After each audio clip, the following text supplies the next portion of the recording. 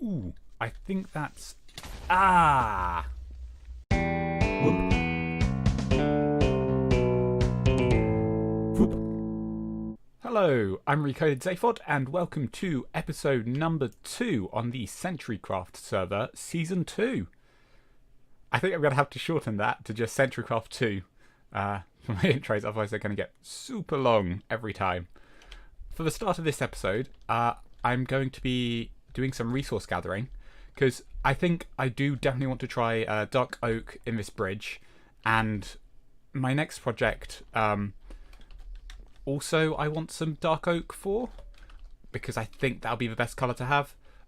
So I think I'm going to try and get some of each of the wood types, at least some of the saplings, so I can just grow them and farm them when I need them. And also I want to get a whole load of sand so I can smelt that into glass. So those are the two things I'm going to be starting out this episode with. Alright, so I found some acacia wood, which I knew was down here by Intense. I think Intense over there, and then this is Ameradorn's, which looks really nice. I think Cake Man's around here somewhere as well. These all look a bit like they're part of his base. I don't want to be taking these. I might take this one over here and hopefully get a couple of saplings so I can replant one of them. And yeah, then I can take one with me, and then I should hopefully be able to just farm it up as much as I want. Ooh, I think that was a sapling. Yeah, that's one. So let's plant this back down and then try and get another one. And there we go. that's number 2. So I think that's enough to start my own acacia tree farm. And I'm going to head back and hopefully go looking for some dark oak. Aha! I appear to have come to a dark oak forest. It's a bit to the north, past all the mountains, and it's now also just become nighttime. So I didn't bring a bed with me. And there's lots of stuff in there waiting to attack. I think I'm going to stick to the outskirts. So I think I'm going to go for those trees just there, so I don't see any monsters directly by them. And he's not coming after me. Good, good. And I've got 8 saplings, so that's enough for a couple of trees. So that'll do. And I keep being attacked, so I'm going to run back to my base now. Oh, there's a spider as well. Lovely. Ow.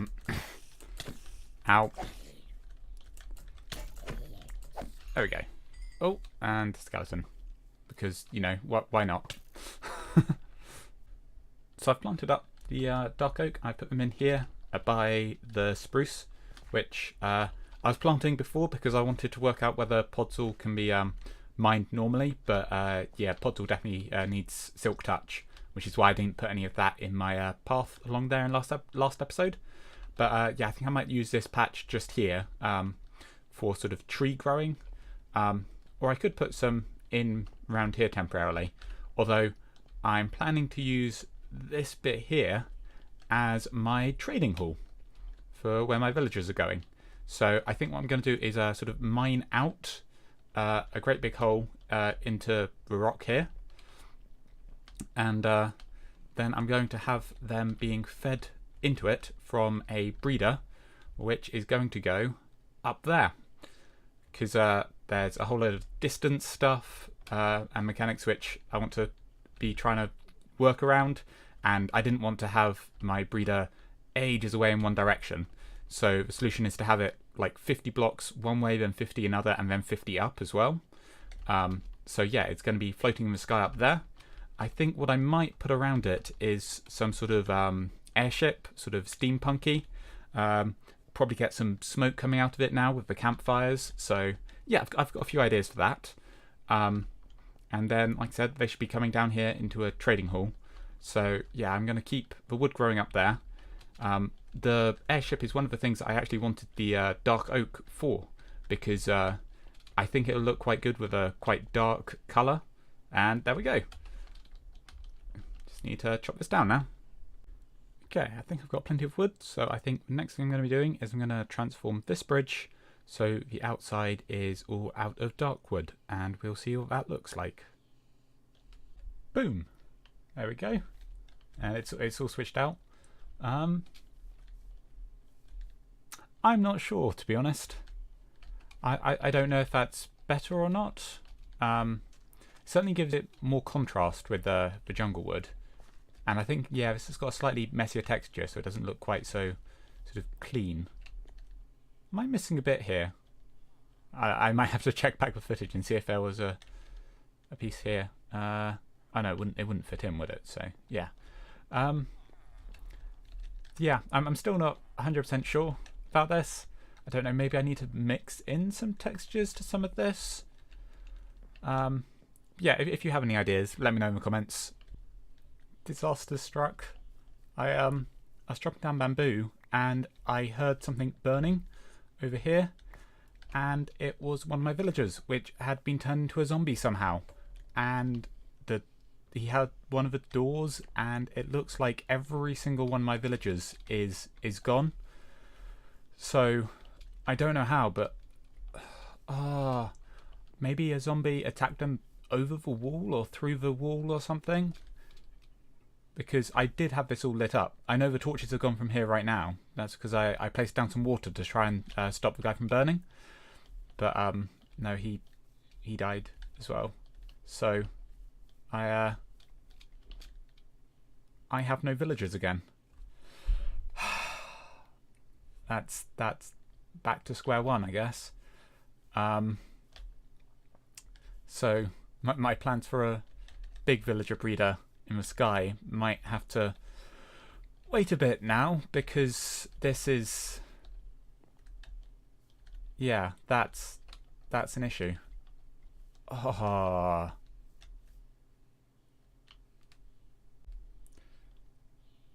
So yeah, that's that, which I'm really quite upset by that. That's really sad.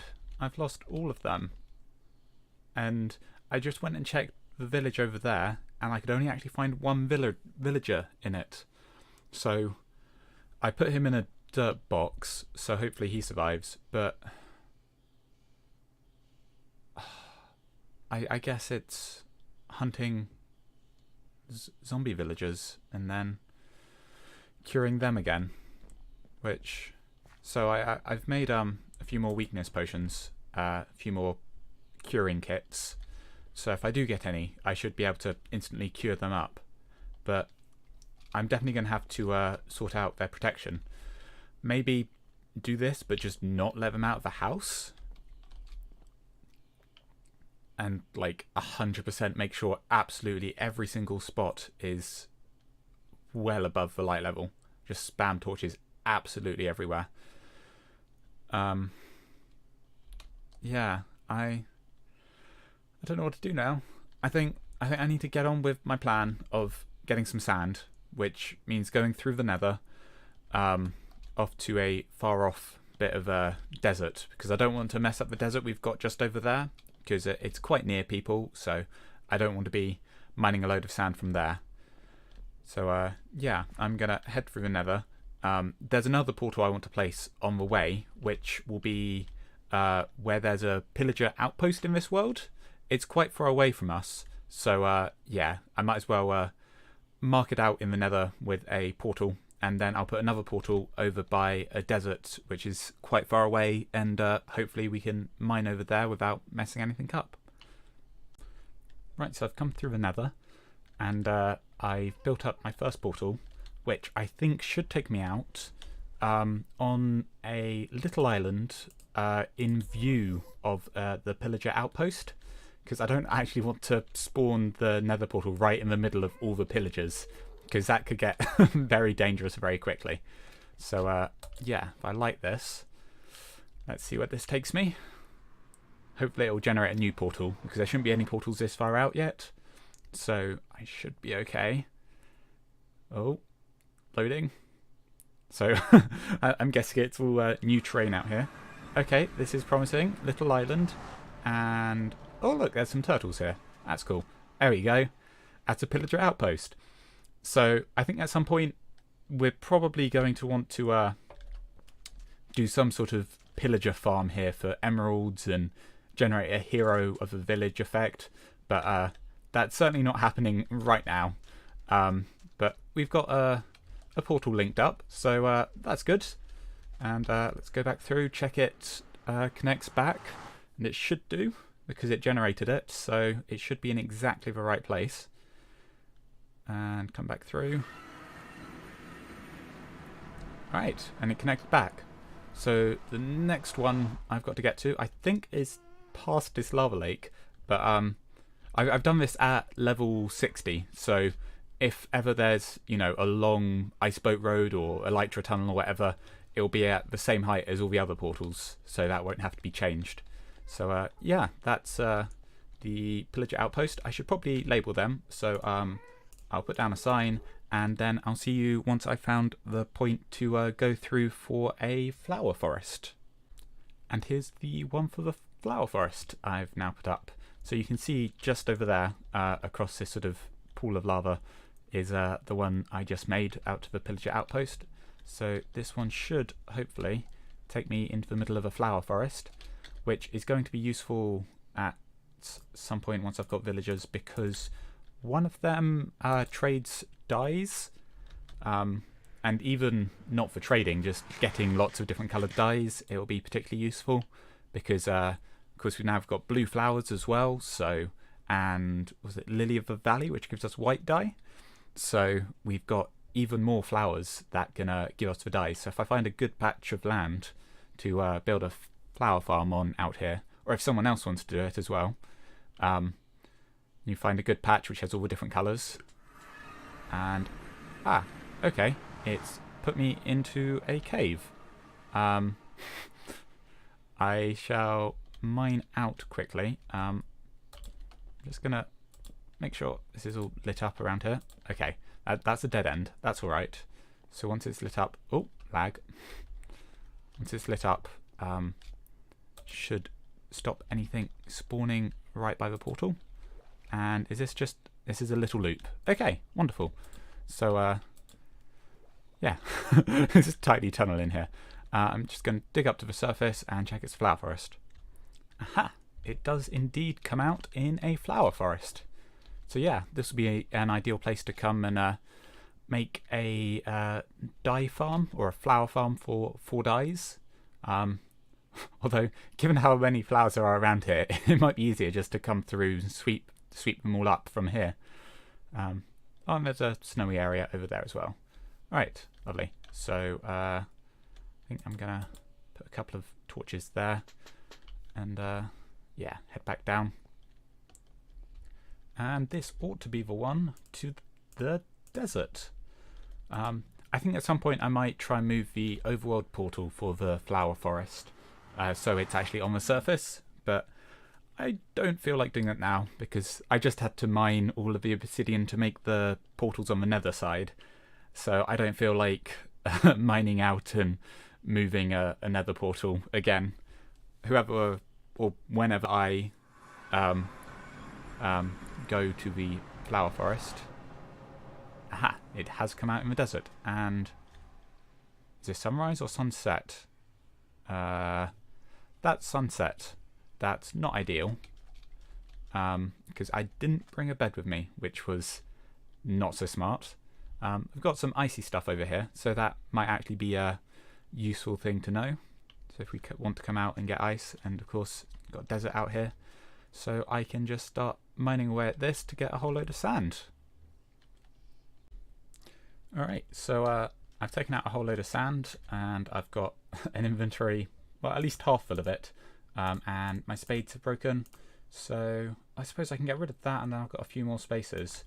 I did actually get an iron drop from one of the zombies I had to kill here, so I think I'm going to make one more spade, and then I will travel back to my base.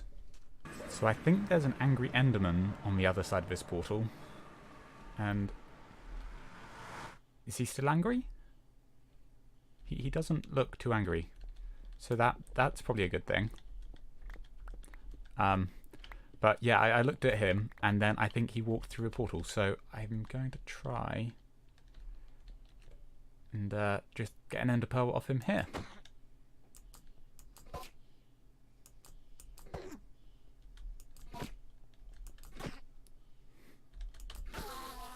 Hey, got an ender pearl. Nice. Ooh, I think that's... Ah! Okay, well, that is a zombie villager. That's a little unfortunate. I was getting a fair few levels there as well. Okay. I don't think Helix is going to sleep, so I should be okay to run in, get my stuff, and then try and trap the zombie villager in a hole.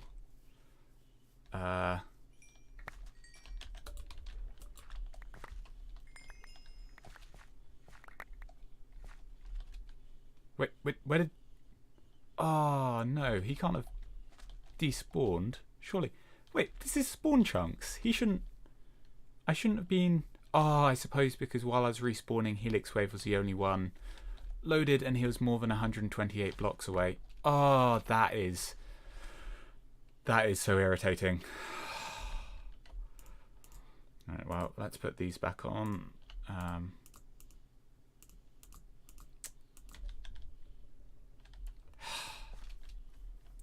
Well, at least I know that they do spawn out here, so hopefully I can get one at some point. So for the rest of this episode, I think what I'm going to do is construct a little bunker just here, because what I want to be doing is baiting in zombie villagers, and I also want to be fighting Endermen as much as possible, just because we still need the Ender Pearls to get the Eyes of Ender for going to the end whenever we do a dragon fight. So yeah, I think here, which is the world spawn, and it's in the middle of a whole plains and desert biome, I think I'm going to build a little bunker, probably a roof on 2 high, and probably a little tower in the corner. It's only going to be a sort of temporary thing, but it's going to be so I can fight all the mobs during the night without worrying about constantly dying all the time. So yeah, that's what I'm going to get on with now. Okay, so this hasn't quite gone to plan because I just realised they are entirely able to just chase me in here, which, yeah, kind of defeats the purpose somewhat. And there appears to be just be zombies everywhere. Ow, that was painful. Ooh, wow. Okay, let's get some distance.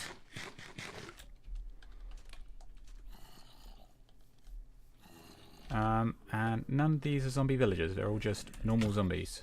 Oh, I think one of them's a husk. And some of them have armor. And one of them has a shovel. Because sure, why not?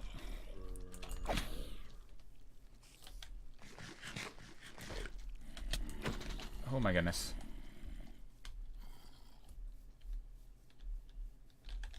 Let's shut that behind me.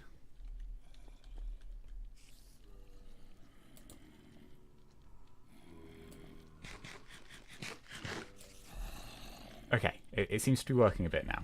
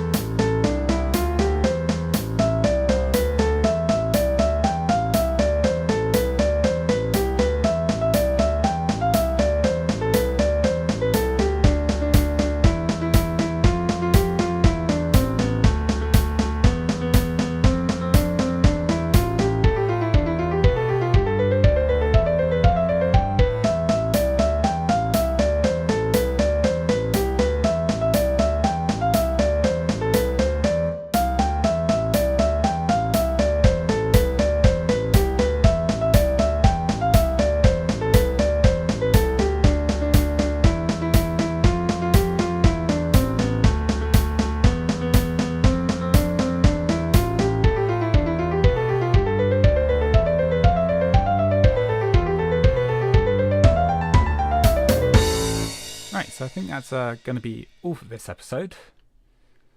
As always, I'd love to hear your feedback in the comments down below. I'm likely to be streaming some of this tomorrow, that being Sunday, at about 3 o'clock GMT. So if you want to convert time zones and tune in, that'd be great. That'll be on Mixer, link in the description. I'll also tweet it, so if you follow me on Twitter, again, link in the description, you'll be able to see that. And I'll probably start off back here trying to take down some Endermen and possibly find some zombie villagers. I've been Recoded Zaphod, and thanks for watching.